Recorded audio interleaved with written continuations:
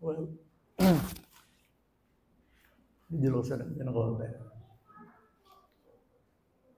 Again, maaga kami ngayon. Baha sa Belize. Walang service.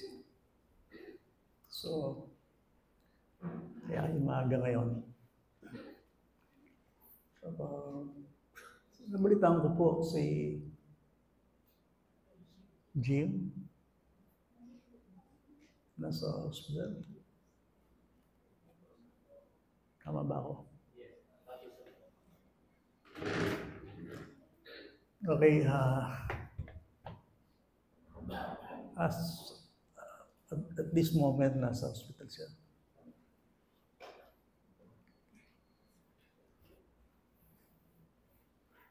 So, kasama si Amy. At the same time. Well, kumusta na po kayo? Bahagi po ng paglago ng isang Christian yung pagsubok. Tatandaan po niyo yun. Hindi po tayo lalago ng dito lang. Sometimes i-allow ng Panginoon yung shaking pag Christian tayo. So, ayaw man natin ng mga pagsubok sa buhay, but sometimes, sa wisdom ng Panginoon, kailangan natin yun. At tayo maghahanda sa mga ganitong bagay. Isi-share ko sa inyo, sa pinag-isipan ko rin yan, ang hirap humanap minsan ng topic sa church para mag-share o mag-sermon. Siyempre, ang tanging nakakaalam lamang ng pangangailangan natin ang Panginoon. Ang tinatawag nating needs, di po ba? So, I pray a lot to get my text from sa Panginoon sa bagay na ito. So, sa ngayon, ay dinala ako ng Panginoon sa 2 Peter. 2 Peter. Naalala nyo, sa mga dagdaang pag-aaral natin ay pinasyalan natin yung 1 Peter. Pero marami tayong hindi nakuha ron. Ang share ko sa inyo ngayon, angkop din na ang kongregasyon ni Pedro noong panahon na yon, 1 and 2 Peter, ay dumaranas din sila ng shaking sa kanilang faith. Ang tinatawag na inuuga yung kanilang pananampalataya. Katandaan nyo, ang mananampalataya 2,000 years ago ay walang kaibahan sa ating panahon. Ang hirap ng sanlibutan noong panahon na yon. The world is a very difficult place. Kasi ang sanlibutan nga, makasalanan. At gusto kong sabihin sa inyo ito, tuki kay kayo ang sanlibutan. Natindig niyo ako? Kailanman hindi susunod ang sanlibutan sa church. Baka tayo susunod sa kanya. Okay? So, naaangkop yung sinishare ko sa inyo. Kung Christian kayo, ako tatamakan na kayo na makuyad mo yung biyen, kailangan yung magpaligid-ligid pa. Sabi ko sa inyo ito, kung totoo kayong mananampalataya, kung kayo ay biblical or talagang na-regenerate, na born again talaga, na naging Christian kayo, remember,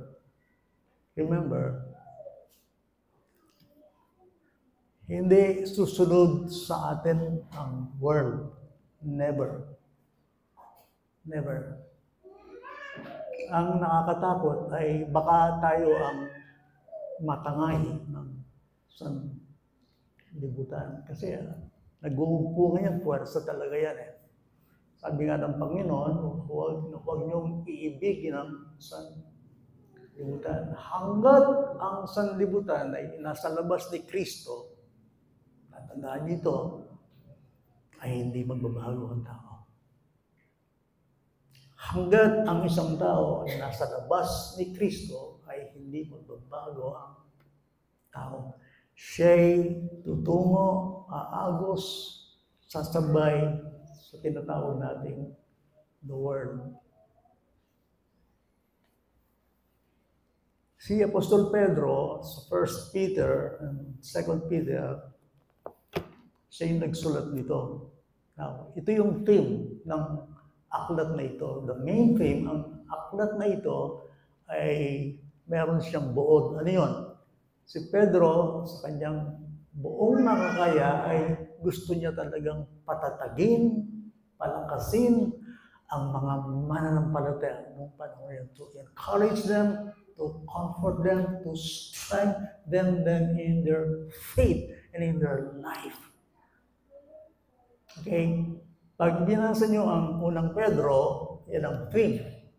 Likewise, ang 2 Peter, ang buod, kasi sasabihin ko po rin kaya tamo po magkawin ang kasalpantayanan, kaya tamo po ay hindi makasulat. So, baru ko obligasyon ko talaga yung mag-explain at Tsukayukeri is to listen and to understand. Kailangan tayong maintindihan nung nasa sabyaning Diyos kay katamo, kay katamo panahon. Importante maintindihan tayo sa sabyaning Diyos kay katamo, kay katamo panahon.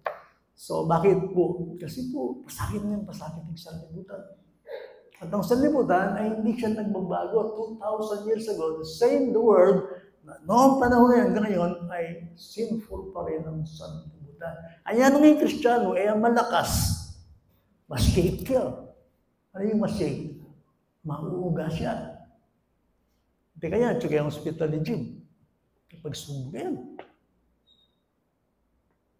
Kasalukuyan silang dumadalo, kaya kasalukuyan silang sabihin natin, kumikilala sa Panginoon at dumating yung ganyang pagsubok. Hindi lang sila. Siguro kayo rin. Maaaring iba sa inyo ay yung inyong health, ganun din, tulad ko. Yung iba sa inyo siguro financial, yan, sa trabaho. O kaya yung mas malala, yung baka tayo mga Kristiyano minsan ay nasasangkot sa sin. Kasi baling magkasakit kayo, sabi ka nasali. Kaya kalimut sinabi ng Spurgeon, suffering is better than sinning. Like that. Di ba ning dumanas ka ng katakot-takot na pagsubok, huwag ka nang magkasala. Hindi nga, di ba? Baling may kasala na, alas na magkasakit maligtad So, sa bagay na yun, wala tayong ginugusto. Kaya lang, sinasabi ko sa inyo, nung may naman talagang tirahan na ka ng demonyo yung malakas nga na, talaga binibira niya, yung may hihina pa. So, nung panahon na yun, ang kongregasyon ito, general hindi lang sila Hebreo, hindi lang sila Gentiles, hindi lahat ng mananampalataya, katulad natin, nasishake din sila. Nung panahon na yun, ang daigdig ay punong-puno ng kapanglawan at kahirapan. Yung 1 Peter at 2 Peter, yung theme niya is to encourage them para sila'y patatagin, palakasin sa kanilang buhay, pananampalataya. Naning susi ka dito, ating susi. Naning kailangan mo ngayon, well, siguro, kailangan magligat kayo ngayon. Nung ako na, kailangan ko sa buhay ko, kailangan ako lumago sa aking pananampalataya. At yun yung susi. Okay? So, walang kalduda, sulat ito ni Apostol Pedro. Chapter, yung aklat, yung 1 and 2 ng aklat na ito. Okay, now ito yung susi. Yung 2 Peter, hindi lang yung problema sa labas yan. Ang problema, kasi yung church na yung problema na emang kaya luwal kaya kilog. Without and within. Kung bisang maging problema kay kilog. Buri ko, makasahod ko, maka-edify ko. Ayaw ko yung binibit-bit ako, lalo na matanda na ako sa aking pananampalataya. Gusto ko talaga makatulong sa church. Yung church, kailangan niyang supportan. Lalong-lalo na kapag tayong matanda, ang dami-dami na naman nagpapawater baptize. Problema naman din. Bakit? Paano alagaan yan? Nagpapabaptize, tapos after ilang buwan, dinadalo. Kaya sinasabi ko yung Betis, meron din sa Betis, kaya lang mas marami dito. Doon siguro mga 8. Blessing yan kasi nakadagdag, kaya lang aalagaan yan. Naintindihan nyo, paano sila lalago at tatatag? Kasi po ito maging kalupatan eh. Ito yung mga katakot kay church eh. May dagdagan kayo po na kayo din, dagdag kalupang wala mo. Hindi ko nila lahat ha. Sinasabi, anong kamukha mo? Well, kamukha mong sila na di malago. So it's supposed to be, yung panlaban kang problema kang dia is to grow. Dahil lumago sa ating pananampalataya. Kasi hindi tayo tatagal sa sanlibutan. Inuulit yung sinabi ko sa inyo kanina, yung sanlibutan ay inibayong. Ayatuki king word, ayatuki king church, ayatuki ka ako yung unbeliever, ayatuki, maliban, nung miligtas yun. Posible, yung kristyanong mga ngayon na iyang tutugikin sa libutan, iyang may attract. Siya natatangay. Kasi nga, ang sanlibutan ito ay very powerful kasi nandito ang demonyo eh. Yung attraction. Ang layo mong kalaban. At the same time, nasa laman ka, the lust of the flesh, the lust of the eyes, the lust of the pride of life. Sometimes, kaya nga yung mga Kristiyano minsan, unti-unti, nagiging kamukha ng sanlibutan. Minsan, kapag tayo hindi nag-grow. Alang kasing lunas nung ilimpayan ng apostol. Pedro, gusto ko ako makaakay kay Kristo. Kasi hanggat ang tao nasa labas ni Kristo, lalala talaga yan. Ayaw kakalinguan ito. Si Kristo lang ang pag-asa ng tao. Christ is the only hope. Hindi lang ng mundo, hindi lang bawat isa sa atin. Kung inakala mo nandito ka, nakaupo ka dyan, hindi mo kilala si Kristo, ito na yung time mo. So, imagine ang yan mo, kahit ang panahon na ito, aring kalupatan church, dahil iglesia, dahil Kristiyano, daranas lang pag-uusig, pagsubok, nakakalat sila ng panahon na yun. So, nasi-shake yung kanilang faith. At sino nagsalita sa kanila? Si Pedro. Sino ba nagbasa ng text natin kanina? So, pwede ba basahin natin ulit? Sige, may diri ka. Hindi ka. Bigyan mo siya ng microphone. Sige. Pakibasa. 2 Peter chapter 1, verse 1 to 2.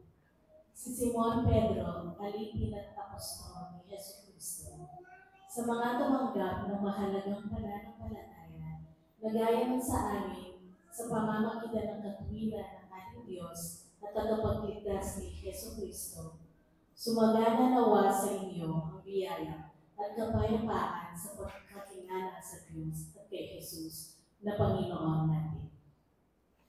Dagdag ng Panginoon ang pagkabasa sa kanyang salita. Okay? Salamat sa sister. Okay, nabasa niya yung salitang mahalagang pananampalataya na gaya ng sa amin sa pamamagitan ng katuwiran ng ating Diyos at tagapagligtas na si Yesu Cristo.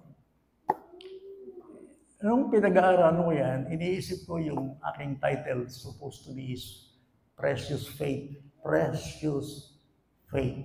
Ibig sabihin, precious, mahalaga na yan. Matimbang, mahalagang pananampalataya. Pero dahil nakasulat na dyan at maraming gumamit na title dyan, iniba ko yung title ko, ginawa ko siyang The Worth of Christian Faith. Pakilagay.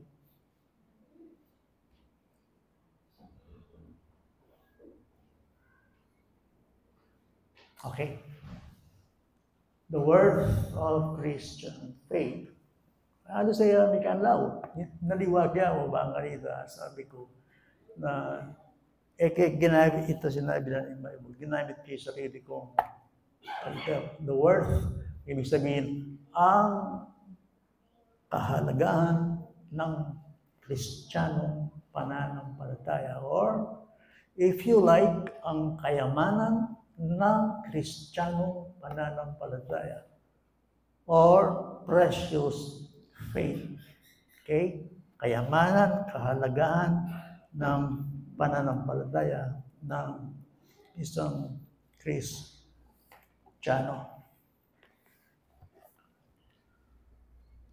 Merong sinabi ang Panginoong Jesucristo kay Pedro sa Lucas Kabanatang 22, 31, 32. Ganito yung sinabi ng Panginoong Jesucristo. Kasi po, share kayo po kay Raini, nung nga ka malakas faith, palakas din tao eh. Po ba kanya? Bro mo, sabihin, palakasan mo ko faith? Malakas ko pa kaya po pwede fit talaga ito eh. Nung magpalakas kang Kristiyano, dapat malakas ka. Okay? Paano mo, baka na naman pagbuwasan ng sa libutan, dalani kayong gino, ikala ka kayong gino. Imposible. Silver and gold, by none. No, ang pwede mo lamang ibigay sa tao yung nasa iyo. Ngayon, tayong mga Kristiyano ay inaatasan, inuutusan ng Bible na mag-share ng ating faith. Kailangan tayong mag-evangelize. Kasi ninong mag-share ka rin na, nung aliwala yung Kristiyano. Nanong i-share ta mo, talak ang Kristo. Kasi manwala na mo, intaw walang Kristo, muntaya kay kaparusan. Nung ating kong kaya bigay balik, kaya tatangye, kaya imaya, kaya kapatadya, nung alayo kang Kristo, sabihan na ni Banal na Kasulatan, isa siyang tupang bigaw. Ngayon, kung ako mag-share sa mga tao nasa libutan, it's supposed to be, dapat, malakas ko faith.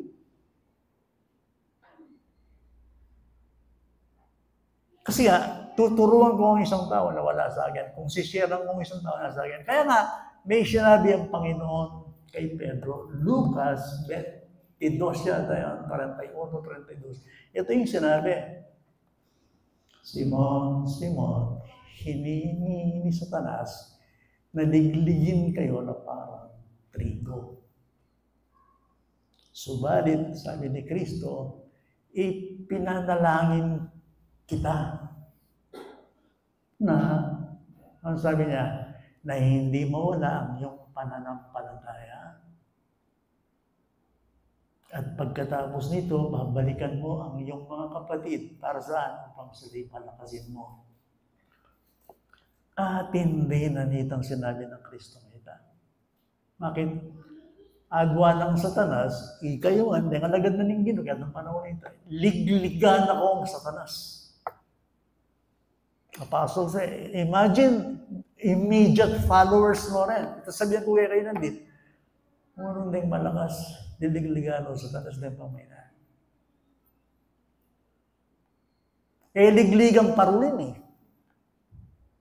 Ligligan Kristiyano.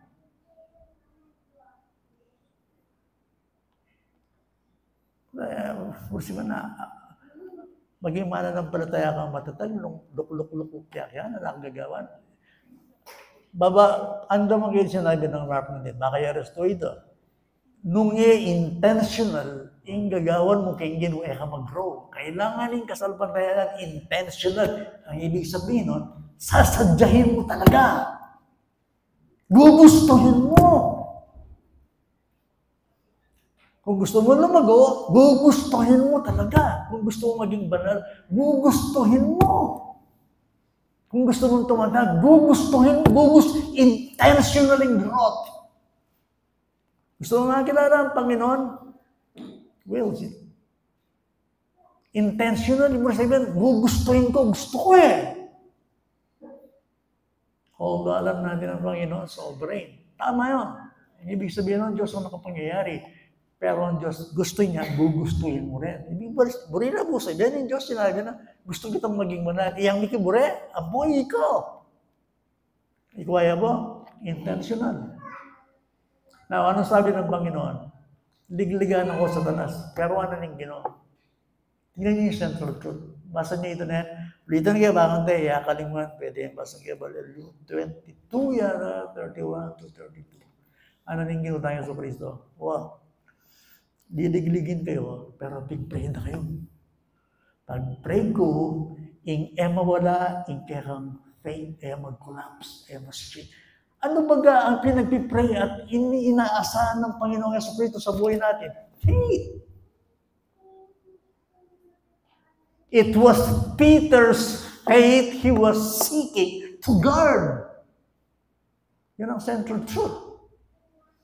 Kung meron mang binabantayan ng Panginoong Jesucristo kay Pedro, ang kanyang faith, ganyan din sa atin. For without faith, what? It's impossible to face the Lord. Diyan nga tiyong kaya lukulukan kayo, ninunin niyo muna dito ka. Nung yan nakamansasalapan tayo. Ano yun? Isang bagay na hinahanap lang ng Diyos sa tao, what? Faith. Dahil alam ng Diyos, alam ni Satanas, kapag nauga ang faith mo, mag-collapse siya ng struktura na ng kinamien. Kuhain mo po. Dahil kapag naliglig niya, na-shake niya ang pananampalataya ng isang Kristiyano, ang buong struktura ng kanyang galaw ay mawawala ng kabalugan.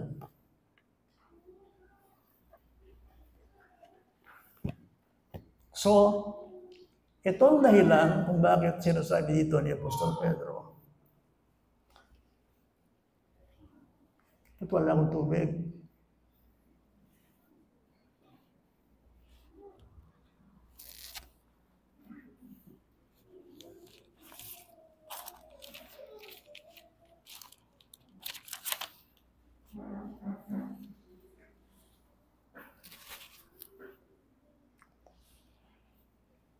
Okay, ito yung antidote.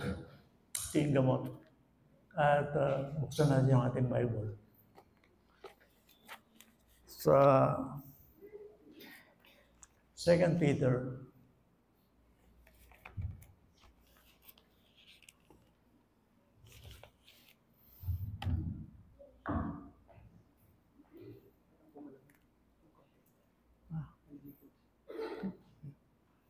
Thank you.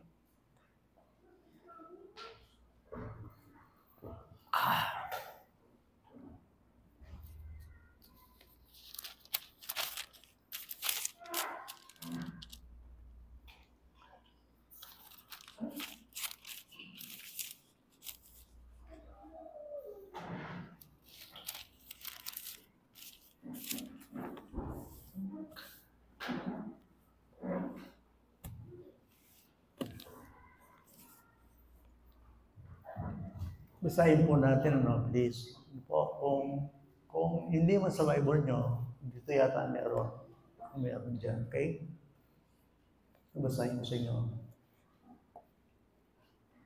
Kaya Kapampangan po, hindi po yung panulo sa lahat ng bagay. Sa English, ito yung antidote. Sinasabi ko, gamot. Ano yun? Okay? Tignan muna natin yung negative sa verse 17 ng 2 Peter chapter 3. Okay.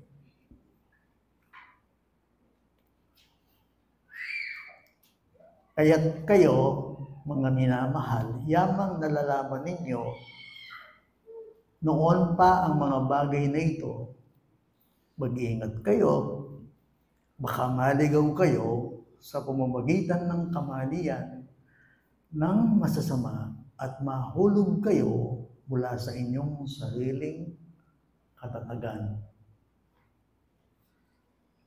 Okay, ano sinasabi rito? Pinag-iingat sila sa mga false teachers, false teachings, false prophets. Kutnan na kayo.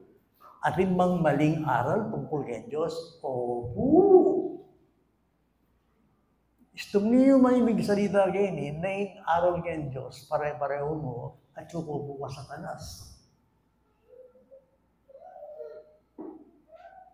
Ikaw po, pag ako kinakausap ng isang tao, para-pareho mo yan, kaya Diyos yan, wrong, that is wrong. That is wrong. Kasi nga, ang 2 Peter, ang pinakabuod niyan ay pag-iingat sa mga bulaang propeta. Kailangan niya acknowledge or pagkakilala o kaalaman. O, may hindi pa si Bayo. Ngayon. Basahin mo yung verse 2. Sensya ka na, sister. Dapat nag-white ka eh. Yung verse 2. Yung binasa mo kanina. Sige na. Yung chapter 1. Okay?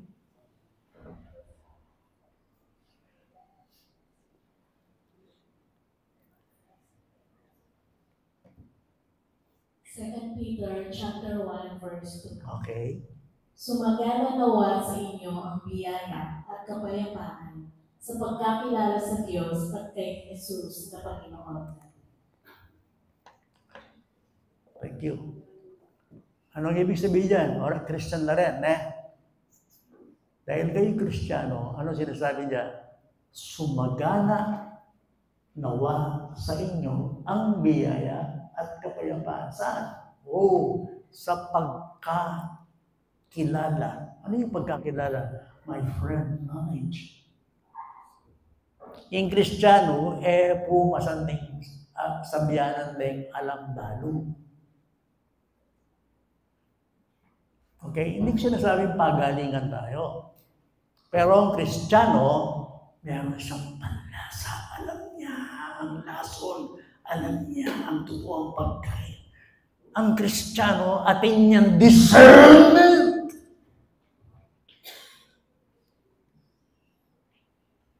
Meron siyang tinatawag na discernment. Ano ba discernment? Pagkakilala or something na kaalaman or something na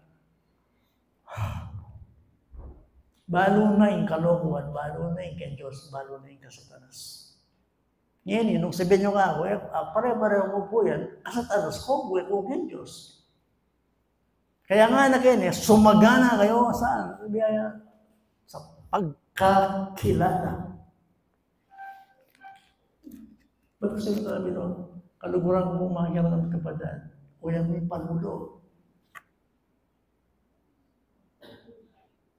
Kasi pag hindi ka lumago sa pananampalataya, lalarwin ka sa Satanas, hindi ka makakatulong sa iglesia, hindi makakatulong sa iyo, hindi mo matutunuan ang sanlibutan o sino man na pwede mong dalhin sa Panginoon. It's supposed to be. Dapat ang Kristiyano, higit sa lahat, ay matatag siya. Saan? Although mahina siya sa kanyang sarili, pero matatag siya sa kanyang pananampalataya. You see, yan ang kalooban ng Diyos sa mga Kristiyano. Ang sila ay sumagana sa knowledge.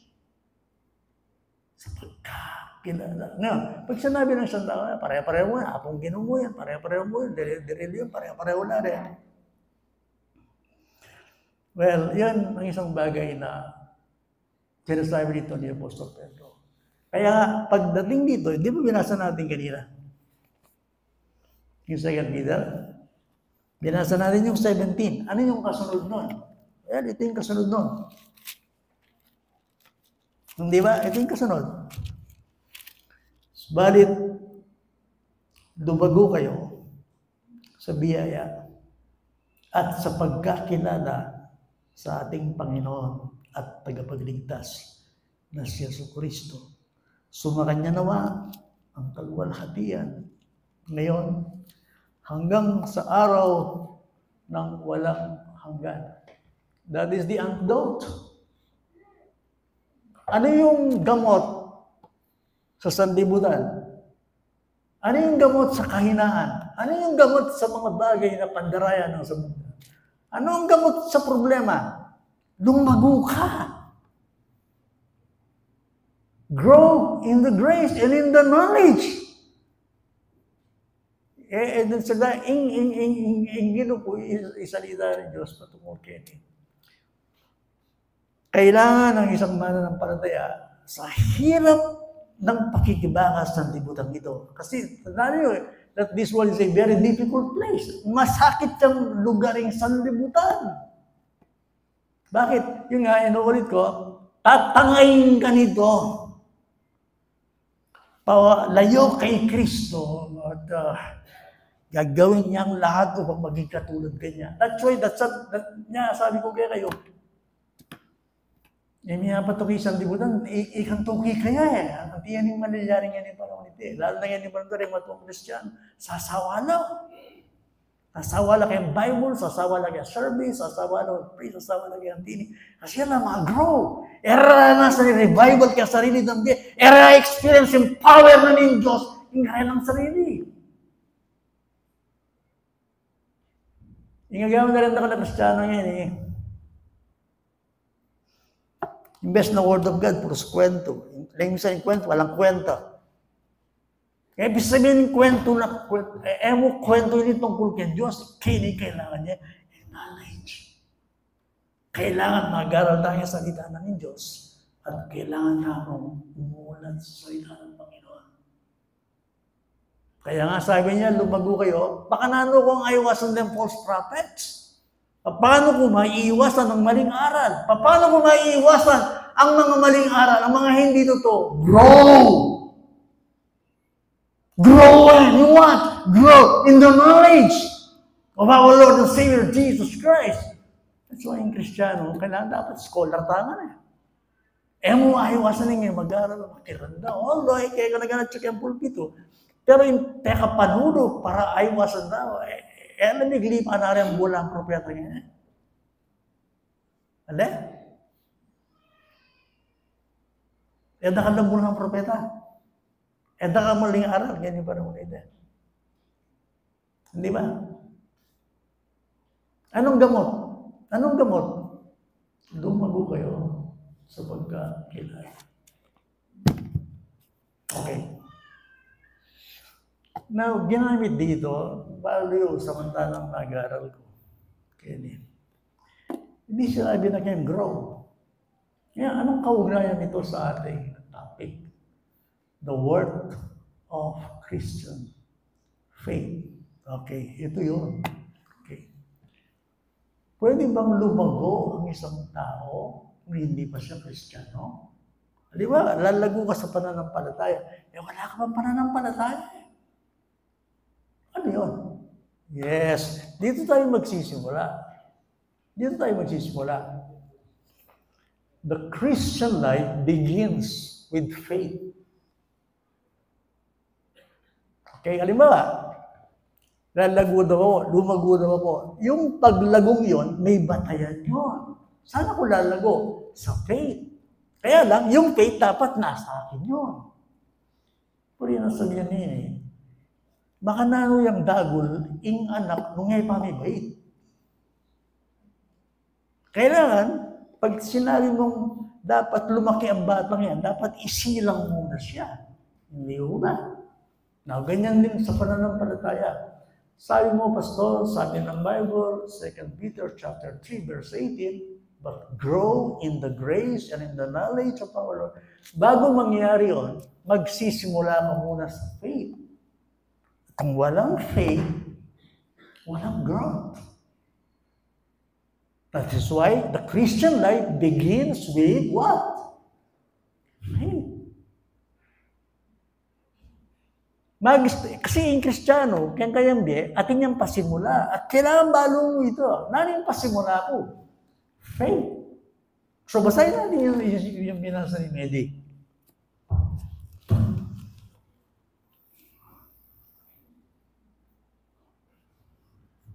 Sabi dito, binasa ni Medi, verse 1. Ano sabi dito?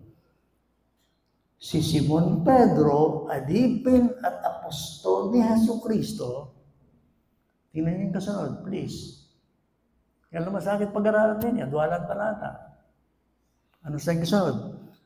Sa mga tumanggap ng mahalagang pananampalataya na gaya ng sa amin. Okay, mahiramdam kayo po. Okay. Faith. Siyempre, anong alang faith? Alang salvation. Eh yung kapilaman ni isipan, yung masave kayo, niligtas kayo, punta ko heaven, walang faith. Okay? So, the Christian life begins with faith. Ngayon, ang tanong dito, yung susundin niya ko na, number is very faith. Well, ang sinasabi ko rito, hindi yung Hebrews 11:1, iba yun. Dito, iba. Ayan, dito kayo makikinig. Ano yung mahalagang pananampalataya? Biro mo nung ating faith, kapante mo rin Pablo. Kitang karya ng kayamanan, yung kanilang faith noon, 2,000 years ago, sina Peter, ang mga apostol, pareho lang kayo. Although sila apostol, ako apostol, and yet sasabihin nyo, pagdating sa kaligtasan, ay pantay-pantay kayo. Kasi sila rin ay tumanggap ng faith, ako rin ay tumanggap ng faith. Now listen, what is faith? Ang pangyantalatang ini, faith means receptivity. Ano yung sabihin nun? Ang ibig sabihin ng faith dito, ito ng faith, please, important din ang faith dito, nakikinig at sumasang-ayon. Anong pinakikinggan ng faith? Truth. Madalas kaya sasabihin kayo, may ito nga bagay, yung totoo na yung tao, Kristiyano yan, buri na yung totoo. Hindi natin hinahanap dito magandang preaching. No, hindi yan ang pakay natin. Hindi natin hinahanap dito magandang turo. That is secondary, ang higit sa lahat na nangingibabaw sa atin ng Kristiyano, ang gusto niya, truth. Yung born again at ang totoo, yung paintunan na yung truth, yung totoo. See? Bakit ang tao, ang sayo ng Thessalonians, hindi siya maniligtas? Because they refuse to love the truth. And so be saved. Anyaya miligtasig daw, nakaluguran ng totoo. Isa ng preach kayo ano na yung Bible, King Matthew chapter 7. Huwag niyong ihagis ang perlas sa baboy. Anane. Bring sa ganito yung tao, agyang totoo, agyang dakila, yung sasabihan mo karela ng elang Christian, mahalaga karela. Ayaw nila yung truth. So, kaya, naintindihan nyo, bago ang isang tao ay matuto at maligtas, kailangan meron siyang mapakinggan.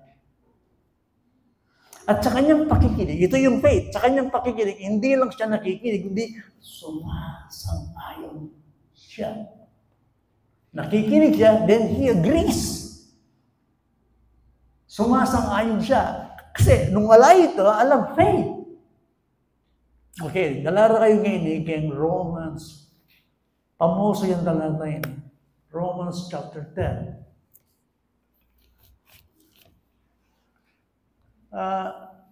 Ako man asahan kanining verso ka rin headings ko. Katulad ng headings ko, kaya ako nag-start. Okay, bakit? Christian faith, word of Christian faith. Okay, dinidefine natin ang faith sa ating tinatalakay. Magsabi ko kayo, nung wala kayong Bible, yung mga sulat kayo. Nuhain nyo. Okay? Nakikiusap ako. Ako I implored. Nakikiusap ako. Okay. Kasi madalas natin marinig yung salitang faith. Ano yung sabihin nun? Sabi ko, faith begins with receptivity. Nakikinig ka. Okay? Hindi ka lang nakikinig, kundi inuunawa mo. Now, tignan natin ang sinasabi ng Romans chapter 10. Simulan natin sa verse 13. Anong sabi rito? Sapagkat ang lahat ng tumatawag sa pangalan ng Panginoon ay maliligtas. Okay? Halimbawa, bisa akong masay, bisa akong miligtas, gusto ko maligtas, gusto ko pumunta ng heaven. Ang gagawin ko? Tumawag ka sa pangalan ng Panginoon. You will be saved. Ay nga ito, mayari ka. Bakit? Already 14. Ngunit, paano nga silang tatawag sa Kanya na hindi nila sinasampalatayanan? Ito yung sequence. Okay? Ano yun? At paano sila sasampalataya sa kanya na hindi nila napakinggan. Ngaos ko kayong ginong. Makanalo kung ngaos kayong ginong, ngay kadarandaman. Okay? Tapos sasabi niya rito, at paano sila makikinig kung walang mangangaral? Imagine po, ang Diyos ang nagliligtas, pero ano walang mangangaral, alam niligtas. I see that with reverence. Nung alam mag-preach, of course, ating mag-share. Pero sabihin kayo, eka ma-save, nung eka makarandam, aral.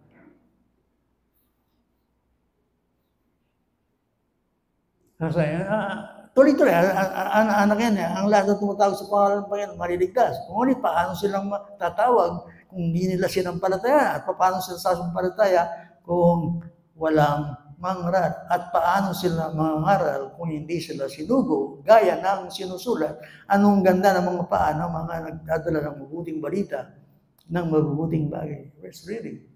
Dahil mangaral, susugo lang rin. Into itong pastor, ayaw mo naman pwedeng ausan yung sarili mo. Halimbawa, bisa akong magpastora mo, itsuposi, dapat ating confirmation nito. Kung ako, gano'n mo, ala na kayo malayang pastor, kung naman muli pastor, nangilig ka pastor. Siguro natin taulindiling profession, kaya para ka na ako, taulindiling pastor, alayan datang ako yung pastor. Ano yung potang may house ka? Artist ko po yan, ako mga pastor Hingilig ko po, naman tatalakad kayo nga. Ari, ngayon naman yan. Kaya kung hilig mag-aral. Kung ang gusto may house ko, privilege to, pasalamat kayo, you know. To tell you frankly, ekman po tinukul Bible School Alam ko po credentials. Alam ko diploma. Bigyan kayo sila guli, kaya tayo brother, para 6 months ito. Alam ko formal schooling Kasi dapat yung pastor, may-ari yung 4 years. Dapat may-ari lang English. Dapat may-ari lang mga kanyan. Dapat nakalabalo yung mga kanyan. Hindi nga PhD naman. Kung nakitabi, sometimes, hindi nakalimit yung pagtawag ng Panginoon. Pag tinawag ka ng Panginoon, mag-preach ka talaga.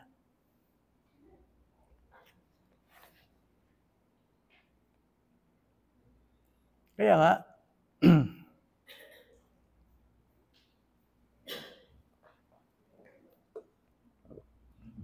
calling ho ba yung pagpastor, yung pangaral? Opo. Pag tinawag ka ng Panginoon ng pastor, ka mag-doktor.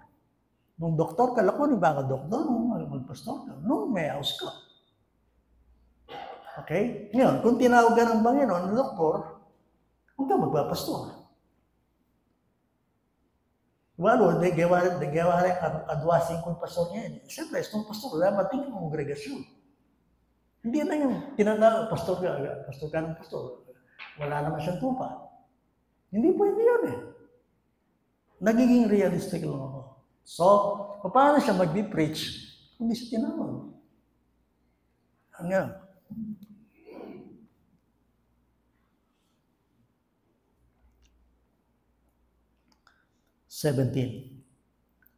Kaya ang pananampalataya ay nanggagaling saan? Sa pakikinig.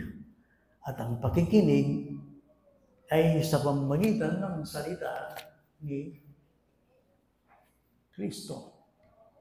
So, pag sinabi nating faith, nagsisimula yan sa pakikinig. At kapag napakinggan mo, lalo na ang pinakinggan mo, truth, you will agree to the truth. Sasangkayon ka dun sa truth. Doon ba nagagaling yung faith? Yes. Ang faith doon nagagaling kasi nga, pinag-uusapan natin dito, the word of Christian faith. Alang salvation mo, alang faith. Alang Christ, alang Diyos, alang heaven, alam na naman alang faith. So, saan gagaling yung faith? Ang ibig bang sabihin nito, sumibol niya yung faith kaya ka, mag-invento ng faith.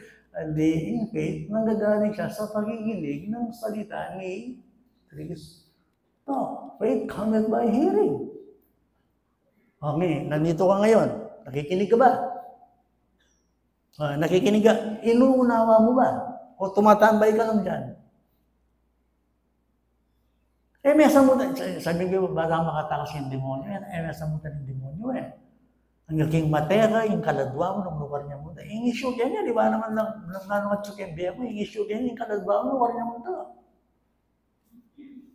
Sa ngayon, medyo pogi-pogi ka pa, okay ka pa, medyo maganda-ganda ka pa.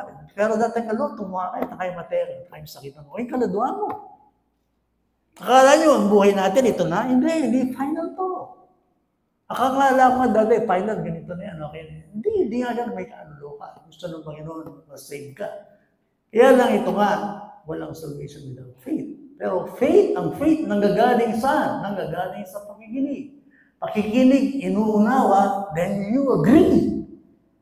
Sumasang-ayon ka. Saan ka sumasang-ayon? Sa katotohanan. Okay. Napakinggan ko yung sermon. Napakinggan ko yung salita ng Diyos. Napakinggan ko sa sermon. Okay. Tinanggap ko. Then I agree. Okay. Pangalawa, nanuwarin mo rin sabihin ng salitang Simon. First name niya is Simon Peter. Sa Hebrew, Greek, origins, yung Simon, yung muli na sabihin to hear. Hearing and listening. O ito yung muli na sabihin ng Simon. Simon, yabi ni Peter, dati, o yung first name na, naus na yan yung ginuna, Christ, si Pastor, Sipas. Ngayon, aliway tayo yung Simon. Pero katulad niya, tumanggap tayo ng mahalagang pananampalataya. Equal their standing. Ngayon, ikot ako ganyan. Tingnan ka na yung faith niya. Okay, ikay makasabi, yun yung treasure. Ngayon, kasi hindi nga tayo lalago sa pananampalataya kung wala kang pananampalataya tinanggap. Kaya nga, ang binabanggit dito, binasa ng Eddie, sa mga tumanggap ng mahalagang pananampalataya na gaya ng sa amin. Hallelujah! Hallelujah! Hallelujah! Pag sinabi mong Kristiyano ka, pakinggan mo ko, pag sinabi mong Christian ka, ka-level mo repeater. Nano ito? Nakinig ka at sumang-ayon ka sa katotohanan. Yun ang Christian name. Yan yung parang na hindi. Imposible, Christian ka na, kamakiramdam kay truth. Imposible. So nakinig ka, o nakinig ako, ngayon. Naunawaan mo, naunawaan ko. Then you will agree, then you will apply. Kaya nga, kung gusto mong maging karapat-dapat sa'yo ang pangalang Kristiyano, makikinig ka. Then, uunawain mo. Kasi kung anong pakiramdaman niyo po, salita ni Diyos, hindi niyo inuunawa, para kayong mumumuya na nilululun niyo ang pagkain na hindi niyo inumuya. Palo akmulmungin ka na? Nakakita ba kayo ng ganon? Pagkain mo, hindi mo nang inumuya, nilululun mo lang. Ganon ang mga tao na nakikinig, hindi inuunawa. Sinong gumagawa nun? Basta niyo yung chapter 13 ni Matthew. In Diablo, si Ping anak ko po, nang makirandam ka, dakal kayo isipang aliwa yung gino. It's supposed to be, alam mo kayang pasbulkan, isipan mo na yung Kristo. Nung ating Sunday school, tsaga kayo, pakiramdaman niya. At saka pa yung kapila, dahil niya pa isang libot ng gano'n, supposed to be choke yan, yung gano'n yung isipan mo.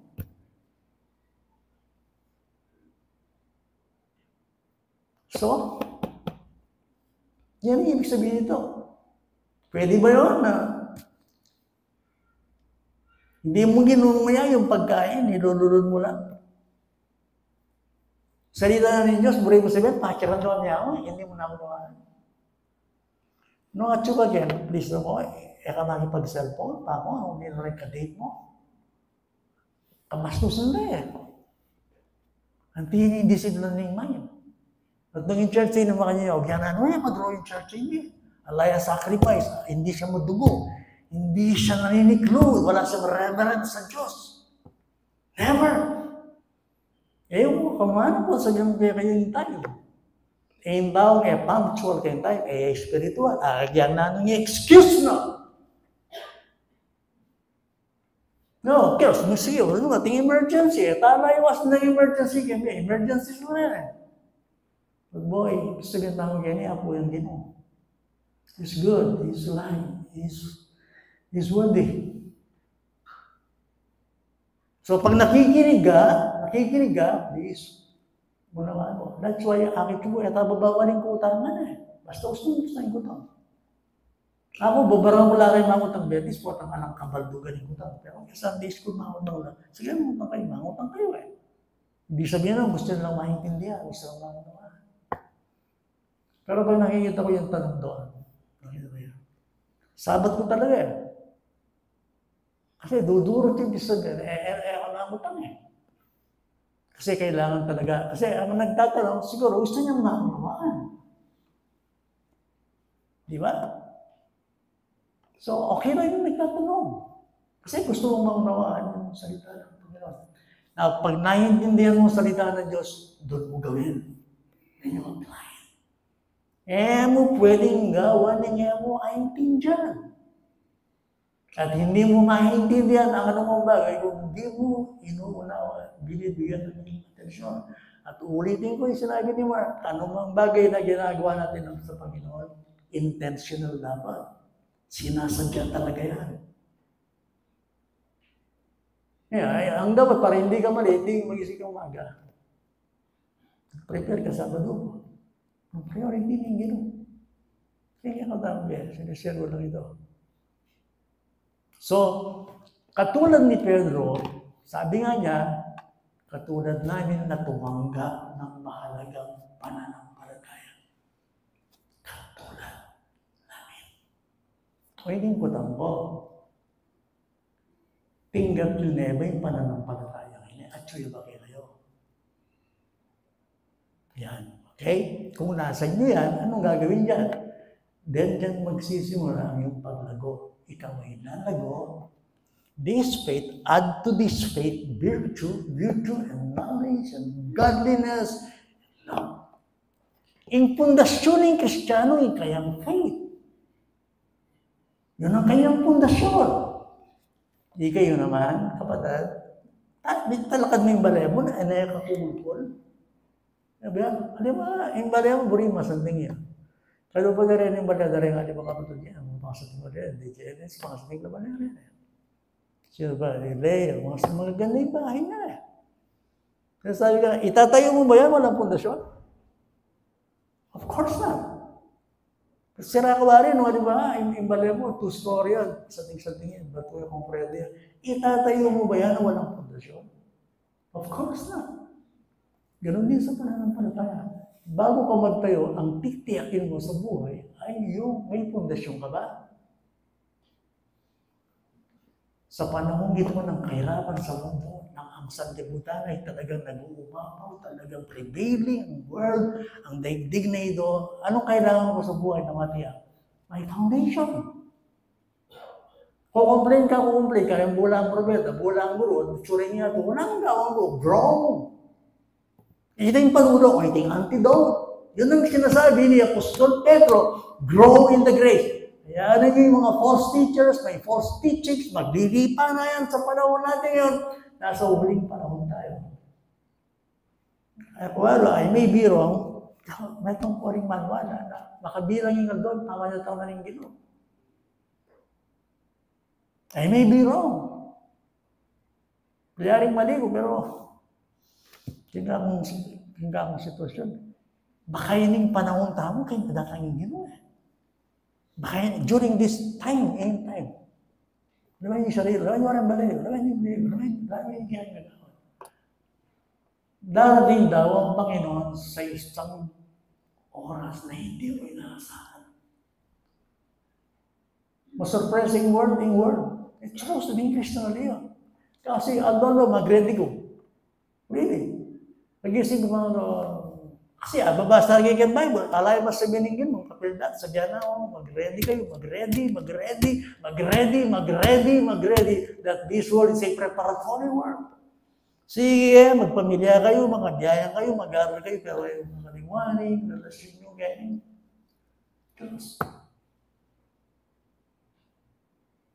Kaya ba, mamatay ako, nung mabiyada, hindi ko alam yan eh. Wala akong alam doon. Pero ang Kristiyano, kahit siya mamatay, kasama pa rin ang Panginoon. Yun naman yung kaibahan eh. So, ang sinasabi ko sa inyo ngayon, anong oras na ba mga?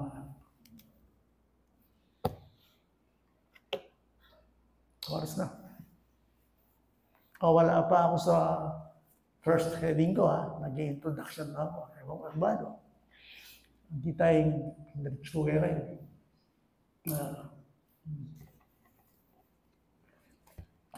Marami pa to. Kaya lang, para hindi kayo magalit sa akin, ikakat ko na muna. Meron na akong time. Let's pray. Panginoon, marami pong salamat sa iyong kabutihan. Salamat sa iyong pagbubantay. Patuloy mo ipinapaalala sa amin ng iyong salita ang siya lamang mananatili sa lahat ng ito. Oh, please, Lord, help us. Tulungan mo kami, Panginoon, na mag-concentrate sa aming buhay, pananampalataya. Tulungan mo kami mag-concentrate kay Kristo. Yan nga po ang sabi sa amin. Sa gitna ng dilubyos na sa digdig na ito, na kailangan kami ay lumago sa pagkakilala at sa pananampalataya upang aming makilatis at malaman ang aming kasulukuyang panahon na hindi kami matangay ng pagkaligaw ng daigdig na ito. Kundi kami lahat, Panginoon, ay manatiling matatag sa aming pananampalataya. Tulungan mo po kami, Panginoon, sa lahat ng aming kahinaan. Saksi kayo kung paano kami araw-araw nakikibaka. Pero salamat po, katulad ng aming inawit kanina, that greater is He that is in us than he that's in the world. Sa aming maikling araw sa daigdig na ito, gawin mo rin matalino. Kapag samantala sa lahat ng pagkakataon, ibinibigay mo sa amin. Nagpapasalamat kami, Panginoon. Tunay na kayo ang Diyos na nagpasimula sa buhay namin ang siya pa rin magtatapos hanggang sa araw ni Kristo. Tulungan mo ang aking mga kapatid na kasalukuyang dumaranas ng iba't ibang uri ng pagsubok, kahirapan, katanungan sa buhay.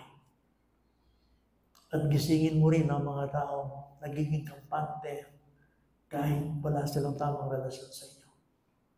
Ekumpas, tulungan mo ang iglesia nito na nagmamahal, kumikilala sa inyo. Alalahanin mo na meron kayong mga hinirang sa lugar na ito. At hayaan mo, Panginoon, na ang iyong pangalan ay patuloy na madakilan, ay tanghal. Hindi ko po kilala ang bawat isang nanito, babae, lalaki, pero kayo ang Panginoon, na kayo ang nakababatid, nakakaalam kung ano ang kalagayan namin. At umaasa po kami sa inyo, Panginoon. Dahil walang imposible sa inyo. Subaybayan mo kami kung laloobin mo sa aming pagpapatuloy sa seryeng ito ng pag-aaral ng Ikalawang Pedro, Kabanatang 1, Talatang 1 hanggang 2. Father, we thank you through your Son, Jesus Christ. This we pray. Amen. Okay. Meron po akong gustong awitin natin. Pwede na.